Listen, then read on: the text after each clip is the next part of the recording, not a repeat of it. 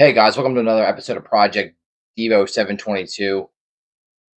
Today is a Ken Block episode. And the speed block. Broken. It's broken? A lot of the people in the auto community have their hero set as Ken Block. Ken Block did a lot for this community. Everything from his Gymkhana videos to guys who followed his motorsports career to guys who just love his brand, love the clothing brand, love what it stands for. Kids who grew up wearing DC shoes back in the 2000s and the late 90s. Ken has touched the automotive industry in ways that some people just can't fathom. Today is his episode, the episode for Ken Block, the episode to share not only what his triumphs are, but to share the best aspects of his life and what he did for this community. And we're gonna take a look at. I'm gonna go over some of his accolades. We're gonna go over Hoonigan and what the brand stands for and what the brand is. We're gonna go over pretty much everything Ken Block and a summarization, and then we're gonna go from there. And it's gonna be a little small, not a huge deep dive. It's gonna be a small summary of Ken Block's life, just like I did for Colin McRae, which was Ken's hero. Like I said in the last video, let's get started. Ken started as a co-owner of DC Shoes. Made some of his money there, but had a real passion for motorsports and the sport of rally. Um, Ken left there, got in with the Monster Energy Rally team, which was then formed into Hoonigan, and then the Hoonigan Motorsports division. Um, Ken started out rallying in ARA, American Rally Association, doing a couple races there, and then joining up with Subaru USA or Team Subaru USA and running a couple years for them. And then transitioning over to Ford eventually. Um, and I'm not gonna lie, when he transitioned over to Ford, me being the Subaru fanboy that I am, I felt some sort of way. I kind of, shied away from Ken at that point because he made his first two Gymkhana videos, Subaru and Subaru vehicles. You could buy DC Shoes was making Subaru gear that you could buy at your PacSun or local skate shop or wherever DC Shoes were sold. And it was awesome. Like for someone that was getting that or was already into the car or a car brand to have a company like DC Shoes manufacturing apparel for your car brand for your your race team, your favorite race team was huge. It was very very huge at the time, and me being a impressionable teenager at that time, just getting into cars, just getting his driver's license, and all that fun stuff.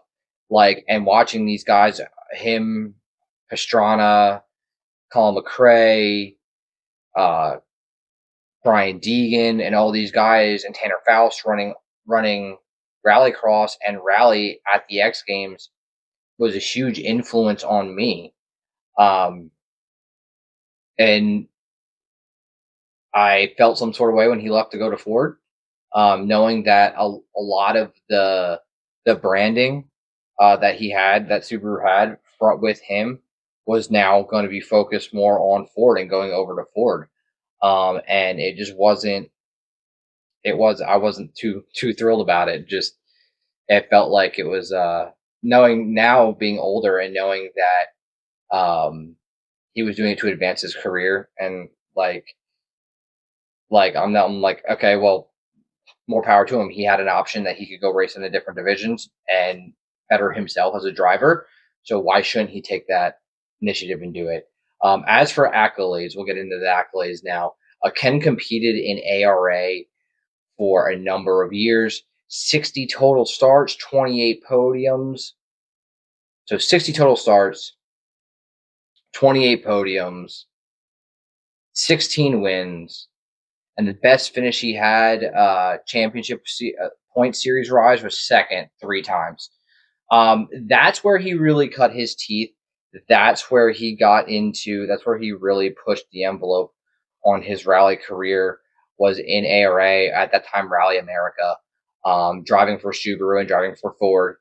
He did compete later, towards the end of his life, in ARA with his wife and daughter, where his wife and daughter were running Fords, I believe, and he was running a Hyundai, which is basically a Rally 2 car in WRC. If you guys are WRC followers, that he brought over to fit in ARA's platforms, open class, so he could run against the Subaru guys. I think he did come back one year. I think it was 21, where he ran a Subaru. I have to double check that, but I think he came back in 21 and ran a VA Subaru chassis, built by Subaru Motorsports USA from Vermont Sports Car, and competed in ARA at that level at the open class. After ARA, when he was doing after ARA in the mid 2000s, that's when he made that jump to Ford, and then to pursue WRC. And like I said, I can't blame him on that. I mean, WRC is a global market. To get your brand on a car and then run that car in multiple countries. WRC over in Europe, guys, is absolutely fucking massive. I mean, I'm talking like, if you don't think it's massive, go look up highlights on YouTube of the Monte Carlo rally, and dude, they have a hill climb in the one section or the one stage for Monte Carlo. They run at night, and it's literally an uphill freaking S-turn slalom thing. And there's just dudes standing on cliffs with freaking road flares. It's the coolest freaking thing in the world. If you're a motorsports fanatic, just check it the hell out. It's coolest shit ever. He ran WRC for a while. He had 24 starts there. He struggled a lot there. The learning curve for WRC and the skill gap from ARA to WRC is fucking massive. I I hate to say it, I love ARA to death. I go to a couple of their events a year, but WRC and ARA skill level, no one holds a candle between the two. I've seen plenty of drivers go from WRC to ARA, and or from ARA to WRC, sorry. And when the drivers get there, they just can't hold a candle to the top guys over there. The only one I would say that's doing pretty good was Oliver Solberg, which, I mean, the dude's fucking rally lineage is like, his dad's like the one of the best rally drivers who ever walked the damn planet. So, like, at this point, like, that kid's just a phenom. Like, there's no one holding a candle to that kid to begin with, anyway. Um, But where Ken really, really shined was not only just his YouTube stuff, but he loved rallycross, loved to compete with other drivers. Where he appeared in X Games at many different rally disciplines. Those rally disciplines, you're looking 2 silver medals, 3 bronze medals, over 14 appearances in different rally disciplines at X Games.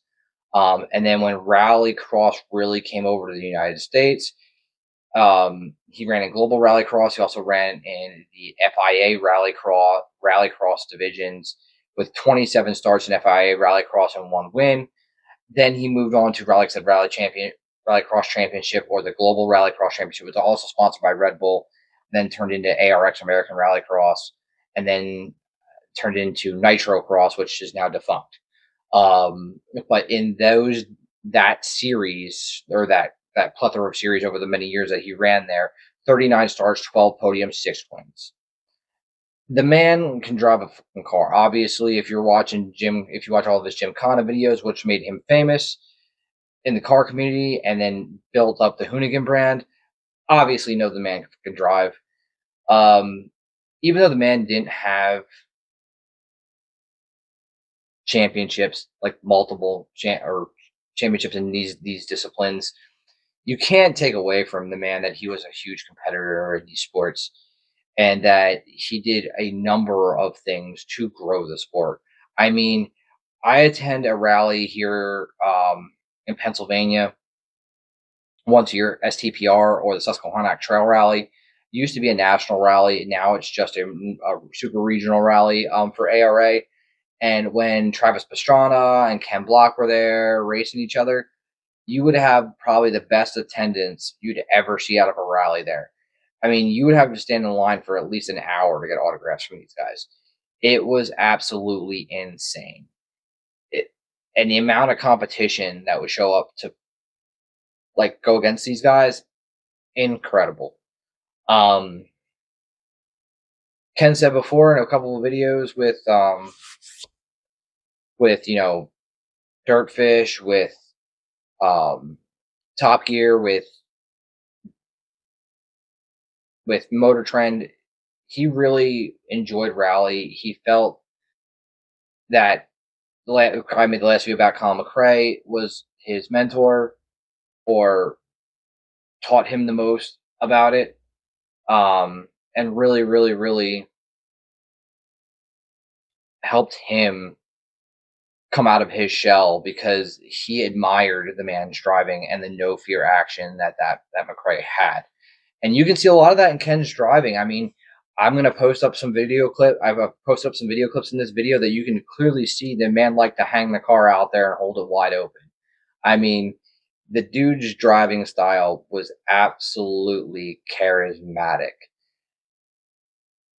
And yes, like I said before, what this guy did for the automotive community through the Hoonigan brand, growing the community, pushing the envelope for the community, pushing the envelope for these new brands. I mean, Hoonigan was one of the infant brands that came out that actually promoted the auto industry.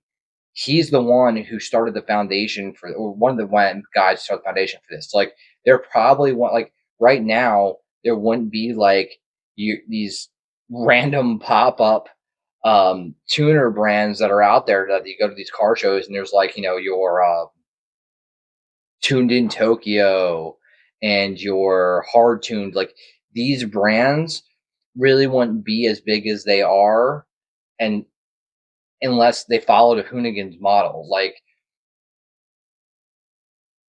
Ken built a generation of car enthusiasts because he shared his love for motorsports and automotive and vehicles in general.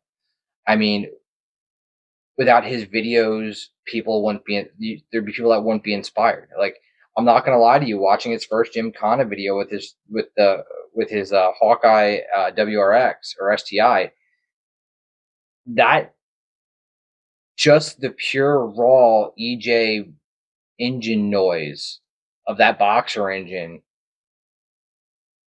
made me want to build Subarus even 10 times more than I wanted to back when I was a kid. And the funny thing was like everybody else was looking at like Hondas and Supras and R34s and stuff like that because of the Fast and the Furious movies. And I was like, I want to build a fucking rally car. Like, and part of that was Ken Block's videos. The other parts were watching X Games all the time and him, Travis, like I said, Deegan, Mira, shit, Bucky Lasek. These guys were the guys who started it for me and started for a lot of guys who are now current, say, Subaru owners, current Evo owners, stuff like that. Like the Evo Subaru battle rivalry came from rally, came from the race courses to the street. And Ken was one of the ones giving the Subaru the upper hand. And then when he left for Ford, then the Ford guys came out, and then the Ford guys had the upper hand. Like, and they came out of nowhere and just punched Subaru right in the face when they stopped making the Evo. So like, Ford really came out like, hold my beer, like. But let's not get away from the subject here. Ken might have not been a champion on the track or on the rally courses. However, he was the people's champion. He was the man who inspired a generation of motorheads, gearheads, hoonigans, whatever you guys want to call them, to get out there, show 'em what you can do, show 'em what you can build, get inspiration off of his videos, and keep on rolling. And we can't let his legacy die. If you can get out to an ARA event and cheer his daughter on, because his daughter, from what I'm reading in the latest news, is going to be running the ARA at some point this year. If you can get out to an event and cheer her on, 100% do that. Um, I don't know if she can fill her dad's shoes, but I hope to God she can. She seems like a great person. I met her once in passing at an ARA event. Didn't even know it was her, honestly. Um, just because I wasn't really paying attention. My buddy's daughter knew it was, but I was just in my own world, looking like talking to some other drivers and stuff like that, the grassroots drivers and whatnot, and just completely missed it. Um, but yeah, if you guys can get out there, and I hope you like this video today, guys. Um, you want more videos like this for more different, in automotive enthusiasts and automotive guys, like, follow, subscribe. Catch us on Instagram, catch us on our TikTok now.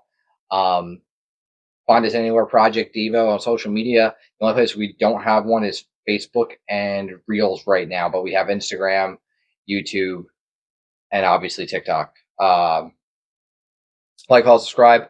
We are going to be getting viewers' rides rolling here in a couple weeks once I get everything compiled. If you want to be a part of that, make sure you, like I said, like, comment, subscribe, and we'll see you guys next week.